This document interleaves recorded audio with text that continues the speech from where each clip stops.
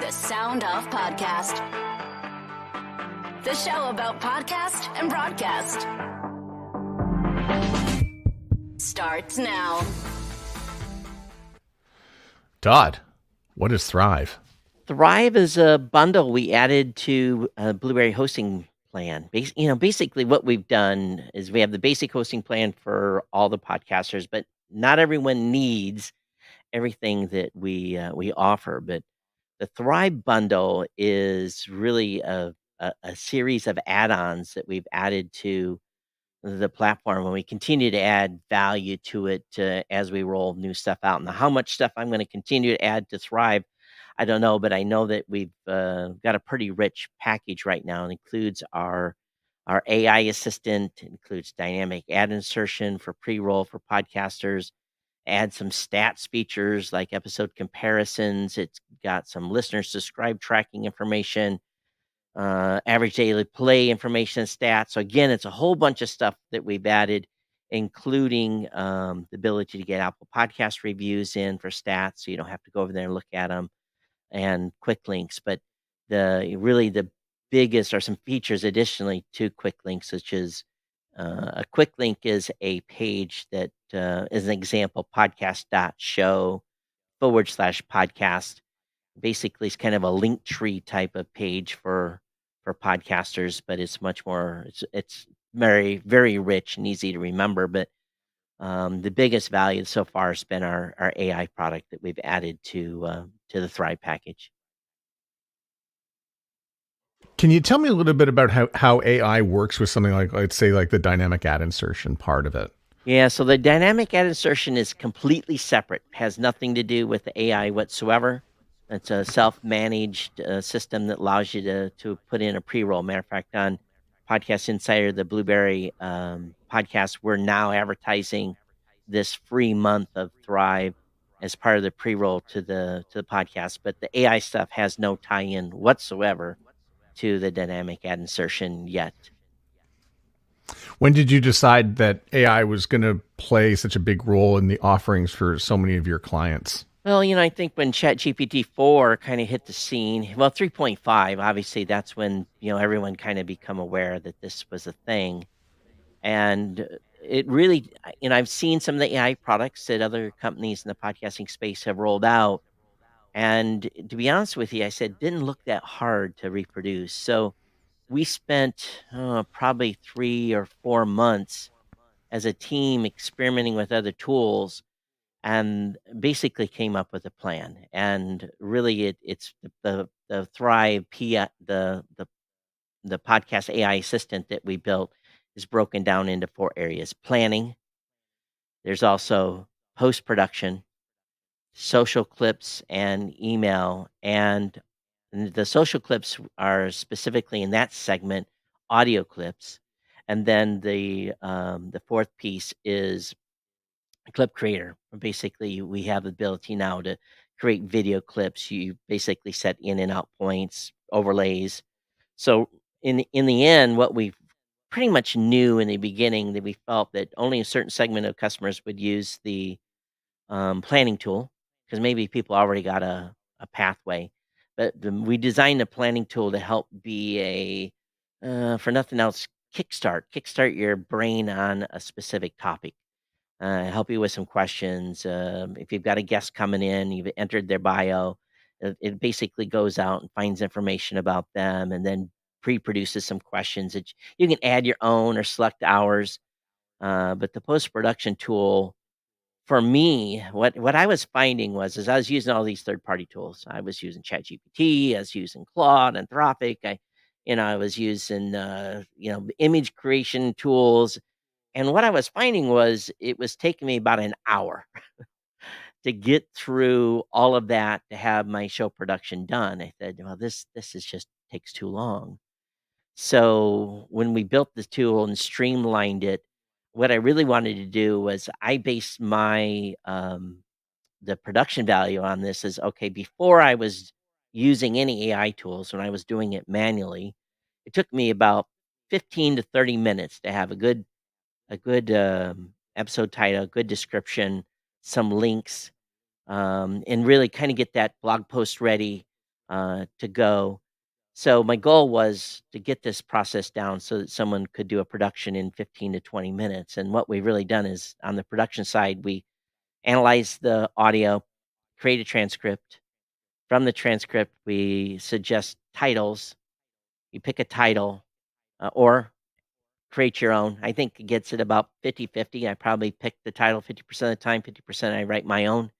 Then it writes a full description in two different formats, one in a summary format and a second description in a bullet point. So depending on the type of way you like to write your show notes. And then we have it generate the art, and then also chapter files. And chapter files, if many folks don't know, is tied into podcasting 2.0. And it's really awesome. You can say, well, I think I talked about 15 things. And you tell it how many chapters you think you need, and it does a real good job segmenting things out so that you get a chapter file. And really, if you're on the dashboard at Blueberry, we save a draft of all this information that you've selected, so that you can basically say, okay, I'm going to my episode now. I can make a few edits, and the media file's already linked. The transcript's already there. The chapter files are linked. You just hit publish. So those on dashboard, it's really streamlined. For those that are on PowerPress, we're currently not pushing that to PowerPress. You have to copy and paste it into your blog post. So we're pretty happy with it. And really, what it ended up doing is saving me time, and I have a much, much better output now. And again, the thing I say about AI is it's not a replacement for common sense because, no matter how much we try to make sure it's good, sometimes it runs home to mama and says something stupid.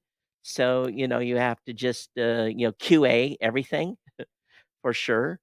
The biggest challenge I had initially was in the email generation. It was giving me this real flowery email. And I was like, listen, the audience already knows who I am. They've signed up for a newsletter. We don't have to introduce and talk about the accolades of the podcast. Just give me a summary of the show. And finally, we worked through that prompt and got a good output. And so I think from this instance, what our ultimate goal is at Blueberry is a lot of people are paying for third-party services. So the part of this Thrive bundle being $10 a month on top of their hosting, it's much cheaper than basically a whole lot of other services out there, and you get it and it's integrated. So that's what we really did there, was to make it a good user experience.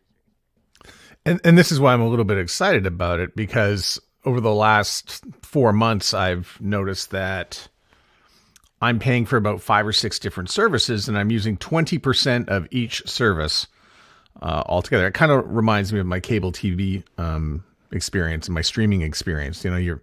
I've got 9 services, and I'm only watching a little bit of each instead of taking advantage of the whole thing. Yep. So let me ask you then, a lot of companies have jumped in with 2 feet. And is there a feeling that you have to be all in early with this sort of thing in order to get engagement? Or is this something that like a company can sit back and wait and say, well, let's see how other people do it first, and then we can do it better than them? My prediction is you better get in there now. The clock is ticking. And the good thing is we built this, and as the models improve, the language models, the product will get better just based on the pure fact that it will be, it's going to improve. Matter of fact, we were having challenges with one specific piece of the system, and I said, well, what? And we built this so we're not tied to any model. I said, well, I heard good things about this model. Let's do the call over there of the API call, and we did, and the product just got better. But the whole world, no matter what people are going to say, is going to change over the next couple of years here. But one thing I truly feel is that podcasting, including folks that make YouTube videos or anybody that's doing original content, our true voices, our storytelling ability, and really this what podcasting is known for, this lean in medium, is going to be very, very, very successful, even more than it is now, because the amount of content that's being produced today is by AI is just flooding the world with garbage. Now, the difference with what we have done here is it is using what you have said in your show to help come up with that summary. So we're really isolating what it's able to look at and creating the social, the clips, everything that is going to be tied to this product. It's based upon your original content. I'm worried about, and then we've already seen some of it, people doing shows that are completely generated by AI, using an AI voice or basically using a cloned voice. I'm concerned about that, especially when it comes to disclosure. I'm kind of old school. I feel if you're going to go in and edit any significant part of your podcast and replace it with a voice replacement, that should be, if you are doing it for just you, probably not a reason to disclose. But if you've had a guest and you make a change to what they've said, I think that's fraught with concern, and we should be disclosing if we're making changes with AI. Now, this doesn't change the audio. We don't touch the audio. It goes up. Your master is still your master. It's just for the metadata. And for a very, very long time, I've always said that you record for your audience, you write for Google. But now you're probably writing for the language models. So you're probably trying now to build authority not only for Google and for Bing and for everyone else, but it's this data is going to get sucked in, and it has to figure out, search is going to change. And that's the scary part for podcasters, businesses, etc. We've only seen the tip of the iceberg of what they're going to do, but I think there has to be more rich metadata around shows. This one paragraph of content for your podcast is not going to cut it anymore. You have to have a full summary, even though you have a transcript. I think it's going to make a huge difference down the road if your metadata is richer than just a show title and one paragraph of text about the podcast.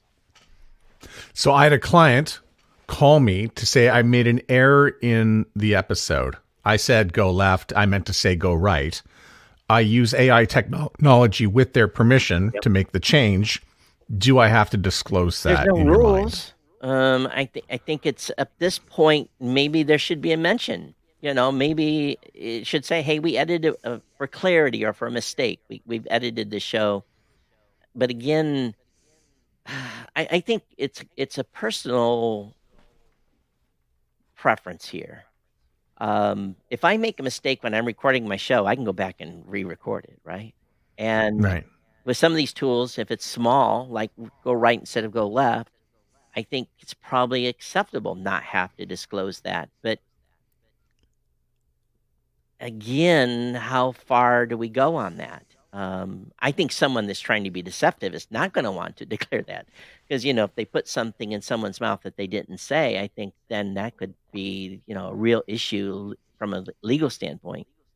So I don't think very many people are going to do this. Of course, we've heard voice clones already of politicians and so forth. So can it be considered a deep fake when you've done something like that with someone's voice? I don't know. I think if you disclose it and the other person knows about it and signs off on it, I think it's okay. But there's no mechanism now in the metadata to disclose this.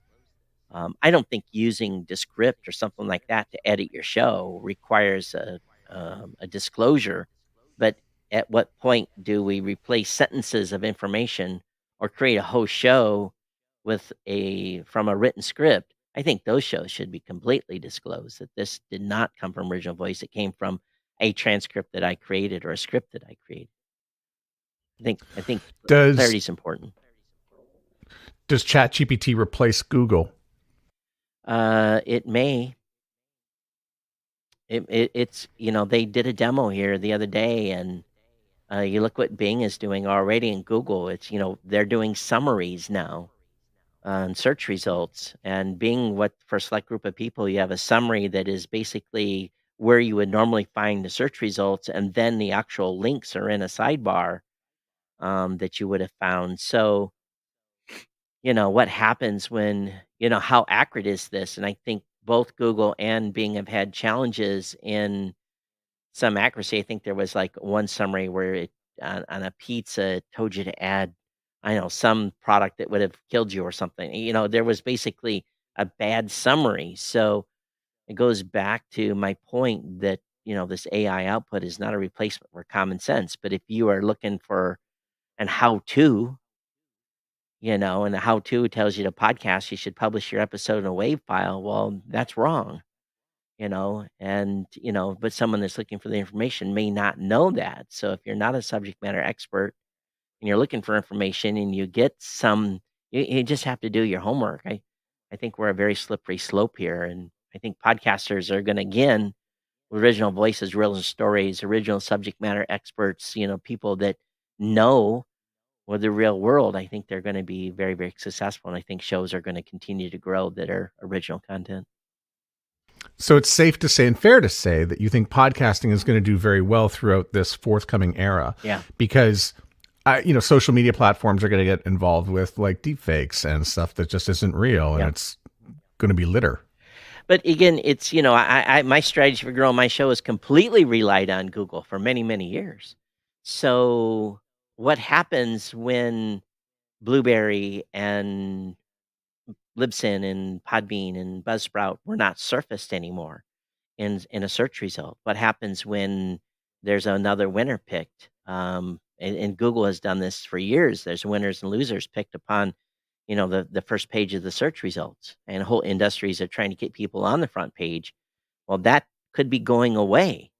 So how do you then get heard? How do you get discovered? How do you get your brand discovered? Well, I think this is where every episode that you put out has to have this rich metadata. Otherwise, people complain about discovery, it's going to get worse. So building your network through word of mouth is going to be as important as it ever is. It's still the number one way people find out about podcast is listener one tells, prospective listener two, and so forth. And that's 6 circles of separation or whatever that term is. So I think we're going to have to really learn to make sure our audiences are sharing our shows. You actually did this as an exercise right on your show, and you asked ChatGPT to provide you with a list of the most popular podcasts about podcast. And I think when I was listening to that exercise, I thought, oh, this is interesting. And I wonder exactly what's out there. And a few times I've had listeners come back to me and say, oh, ChatGPT returned the time I was on your show. And I thought, oh, that's interesting. That's interesting. Yeah. And an actual time hack of the time they were on during the episode, or a date, or how deep did it get? According to an appearance so-and-so made on Sound Off Podcast, they said this. So that was a nice return with a shout out to my show, I thought. Yeah. Don't know how it got in there, but I'm happy that it did, I guess. Yeah, I would think so. So I think in the end, one thing that we've fully realized here is that there's a lot of choices out there. There's a lot of tools, and people are spending a lot of money on those tools. I kind of chuckle, 10 years ago, maybe a little more. The biggest complaint we had was the cost of hosting. Oh my God, you're $12 or $20 a month. Well, now we're not even the majority of expenses for most podcasters. We're now the least amount of expense. If you're using Descript, if you're using any AI tools, if you're, all of a sudden you got $100 worth of additional charges your hosting bill, which has stayed the same for literally the last 15 years, is the minor expense. And in the end, though, we know that podcasters quit because it's too expensive, because the cumulative total of all the tools they're using, $100, $150 a month. And if you're doing this as a hobby and you have a partner that is wondering, where this expense is. So again, trying to fill holes with stuff that we don't have so that folks can keep the cost down, and also just, help in the overall production of people's podcasts to have better output. Yeah, something that got expensive for a lot of podcasters over the last year or two is the jump to video, and I feel the need that I need to jump into video in order to be found in search, or because they believe that everybody is watching the video. And I think when this show's done, we're going to get about 10, 15 people who will have watched this on video, and we will have about a few hundred who will listen to the audio experience. But why is there still this immense pressure for video? I think it's a narrative that's being put out there. Now let's also recognize that, there's a lot of choices now. If you think about it, TikTok, you've got YouTube, you've got Rumble, you've got Instagram. You have a whole plethora of places where creators are putting content, and there's ultimately this big pressure to be everywhere. When I started doing video more than 13 or 14 years ago, it was because I was lonely doing the solo podcast and I wanted a little interaction. That was really part of it. And, the interaction doing live probably carried me through some lonely nights when I was recording in Hawaii. So, but again, it was ones and twos and threes and fours. I think the majority of podcasts, and as we've looked through these variety of video platforms, yeah, you've got 200 or 300 shows that are doing very well, very, very well. But I think the majority of podcasters, me included, my YouTube channel does not get that many listens, 30, 40, 50. But I also don't have a YouTube first strategy. I have a podcast first strategy. So I'm sure if I took the time and really worked hard, the YouTube numbers would go up. But it's some one guy talking in front of a microphone for the majority of my shows. That's not conducive for someone to watch. It's not like a YouTube channel where there's 25 changes every minute that keeps it interactive. It was a year ago that Google was in the throes of getting rid of their podcast app. They made the announcement. How would you grade this? Well, Google wanted people on YouTube, so they could monetize against that content. There was Google Podcasts was a money pit. They weren't making no money there. Google's a for-profit company. So for the few shows that qualify to be monetized, yeah, you'll make something on this transition. But for the majority of podcasters, you're just going to have your content monetized around. And even worse, you're basically your audience profiled. Same things happen on Spotify.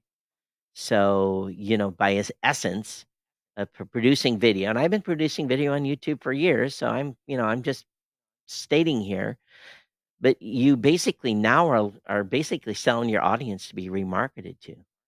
So if they listen to your episode, they're going to know that they particularly like something about podcasting. So what are they going to? They're going to remarket podcast tools, services, features, and make money off your audience, and you'll get zero.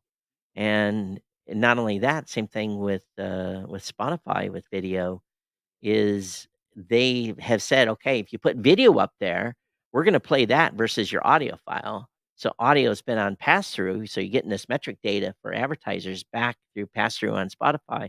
Now, if you put video up there, that sits on top of the audio, and they get video first, which again, Spotify then can monetize against and or resell to your audience. So I think people just need to realize this is what you're giving up. And at the same time, remember that there's a whole new ecosystem of advancement in podcasting tools that is, part of, I think we're year 3 on this podcasting 2.0 journey of introducing new features that are not being carried by Apple or YouTube or by Spotify. Podcasting 2.0 is the primary reason transcripts happened. And that's something Apple did adopt. So there are other options, and RSS is still open, so that when you say something you shouldn't, your episode gets axed by either Spotify or by YouTube, or worse yet, your channel gets taken down. You still have the ability to podcast with open RSS. So you mentioned the Spotify and video, and I got a note, and I was so excited because I've been doing video episodes for close to a year now. And Spotify is like, well, go ahead and upload your video. And then I realized that you get the video show, but the audio show changes. That's right. And the audio experience for the Sound Off podcast is wildly different than the video experience. Yep. And so I've just left the one episode up there in the end. Have a second show. Yeah. Okay. So create another RSS feed inside Spotify for Yeah, podcasters and or then do your elsewhere. video on that, and then Yeah. keep your audio pure. That's one way to do it. You'll have 2 listings. See, now that's the way this show well, the show I do, the 2 shows I do have both an audio and video Apple Podcast listing. So, and what that end up over many, many years is about a 70-30 split, 70% listen, 30% watch. So, but those numbers were established very, very early. It's been that percentage probably for the last 10 years. Can I watch the new media show on Spotify? No, Is okay. Knowing what I know and what you've disclosed about Spotify, I believe I'm your only Spotify listener probably. on. Yeah, Yeah. and we're not the demographic that people listen to content on Spotify. There is certain demographics that do very, very well on Spotify.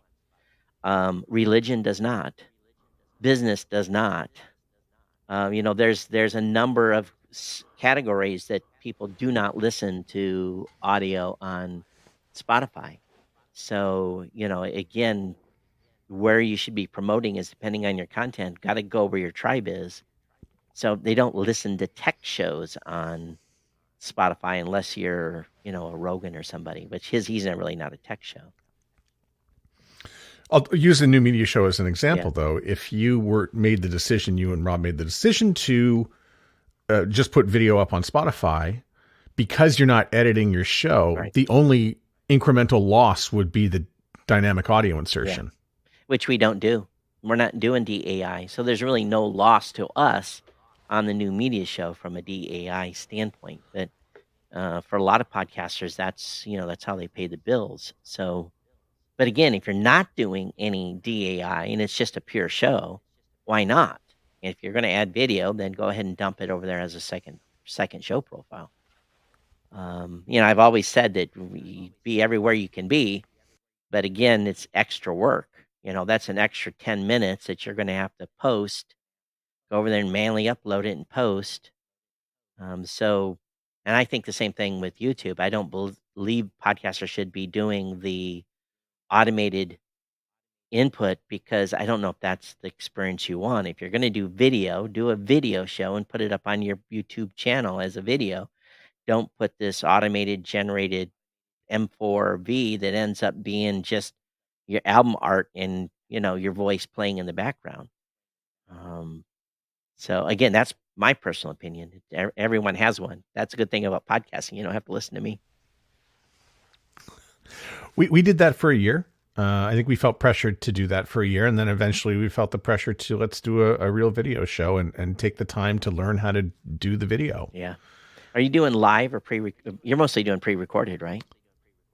Yeah, I do have one podcast it's called the Podcast Super Friends. We do it live, and we use StreamYard for that. Yeah, and again, I've been live from the beginning, but there was a reason.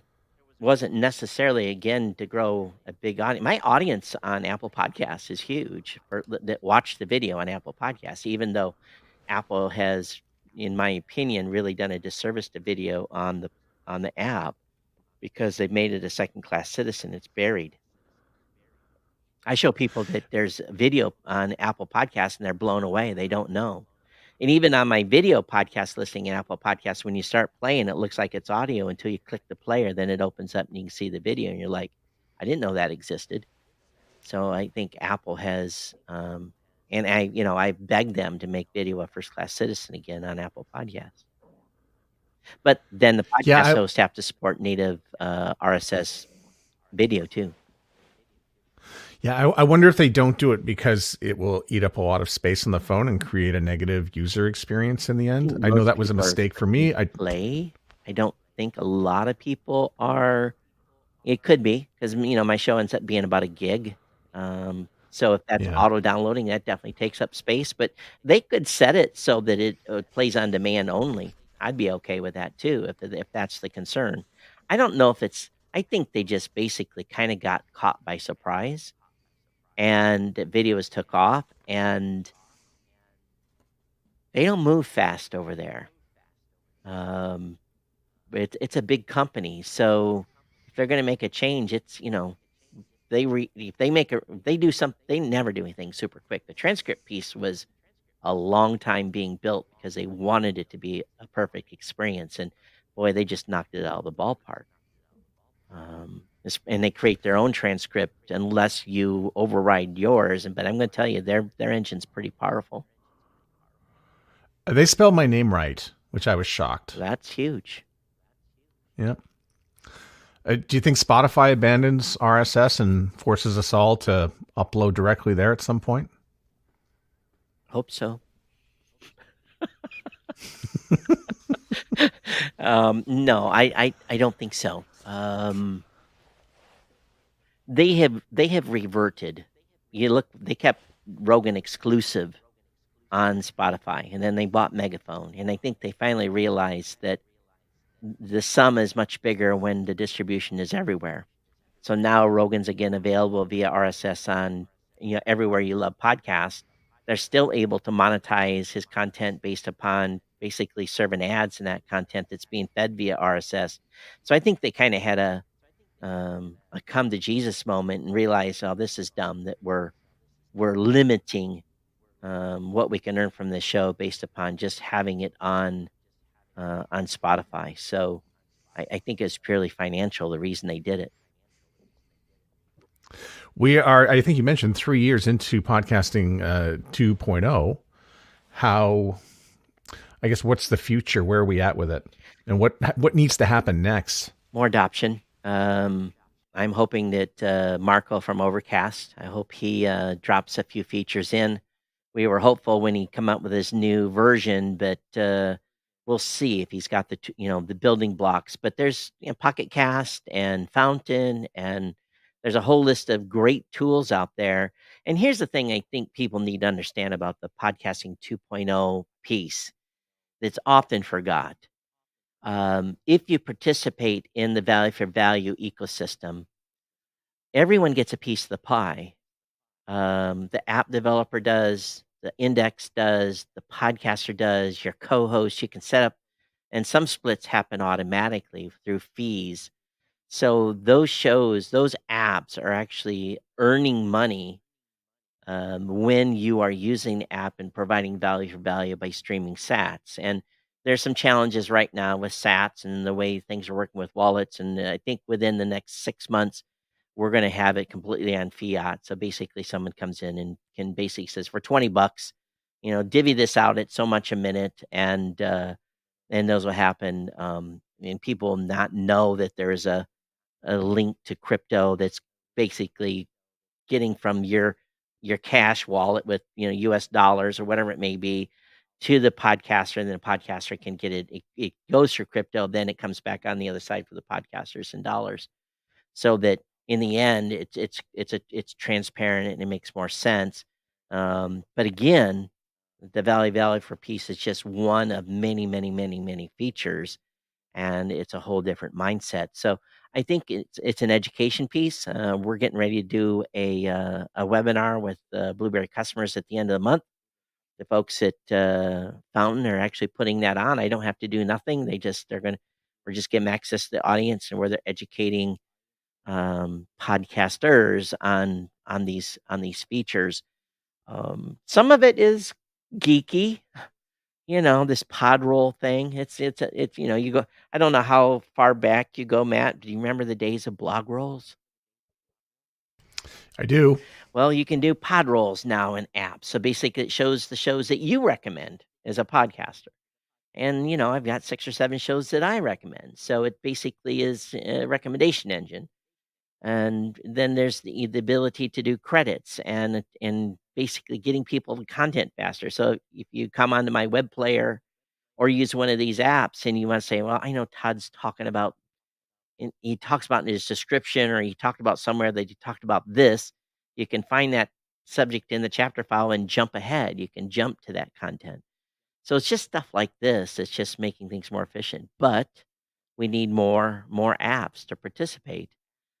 Apple will not. Apple maybe will adopt onesie twosies here and there. We've made recommendations to Apple, and of course, Apple goes, "Oh, that's cool," and they probably put a note in a notebook somewhere, and if it gets enough requests, then they move forward with it. Spotify, no, they're not. They're not going to adopt any of this stuff. They don't want you leaving Spotify. They want you in their platform. They want you to be a captured creature so they can market every possible every possibility to you to inkle out every dime they can um, from you as a user. And as a podcaster, thank you for your content. And you go away. We're not paying you nothing. So at least YouTube, you get that 4,000 hour mark. At least you make some money on YouTube. One of the better pieces of advice that I've heard over the years from you is to not build your kingdom on rented ground. Yet your studio was built on rented ground, and you were served an eviction notice. Yeah. Yeah. So for somebody who's going through a rented commercial place, yes. And so for somebody who's in the throes of Go ahead. Oh, and so for somebody who's in the throes of rebuilding your studio, what are you thinking I'm going to do better? Well, number one, I can't be kicked out where I'm at. The studio is actually being built right over there. And be honest with you, I was not well adapted from working from home. It was good for me to get up, get a shower, shave, go to the office, do my Blueberry day job, no distractions, and then periodically once in a while I would work from the house. Well, May 30th, that was interrupted with my landlord saying, hey, you're out and we're terminating your lease. And I was getting ready to go overseas and it was, So anyway, I vacated. And so now it's a new reality for me and being able to stay focused. And I'm setting up some provisions here I live in a big loft. It's 2,000 square foot open space. Making some provisions to basically make my workplace more isolated from everything in this open working space, which is kind of weird. But the simple thing of having just the TV on, even the screen capture can make you go, oh, it's distract you. So what's going to be new is I won't be evicted. That's the number one thing. But it was probably a blessing in disguise at the same time because I want to do more travel. And I just spent 2 months overseas in the Philippines. I did my show for 2 months. I didn't do a video component. When I go back next time, I will. But it gives me more freedom to basically work and live wherever I want to. As somebody who's always invested in the ROI of going to a place like Podfest or Podcast Movement, do you know where you're going to be at Podcast Movement and where we're going to be able to find you on the floor? Yeah, we'll be booth 303, I think is the number. I just looked that up. We'll be there in D.C. for the whole event. Mike Dell, Mackenzie Bennett, and myself will be manning the booth and waving the flag. And happy to have you come over and we can show you what we've been up to. We've been busy, very, very busy in new products and service, and we have more coming. The roadmap is rich. And my development team is on a rocket ship right now. They're building stuff as fast as I can get the marketing material ready, sometimes quicker. Todd, thanks again for doing this. Love having you on the show, and it's great, and good luck. We'll see you at Podcast Movement. Thank you so much, and thanks for having me on the podcast. The Sound Off Podcast is written and hosted by Matt Kundle. Produced by Evan Serminski. Edited by Chloe Emo Lane. Social media by Aiden Glassy. Another great creation from the Sound Off Media Company. There's always more at soundoffpodcast.com.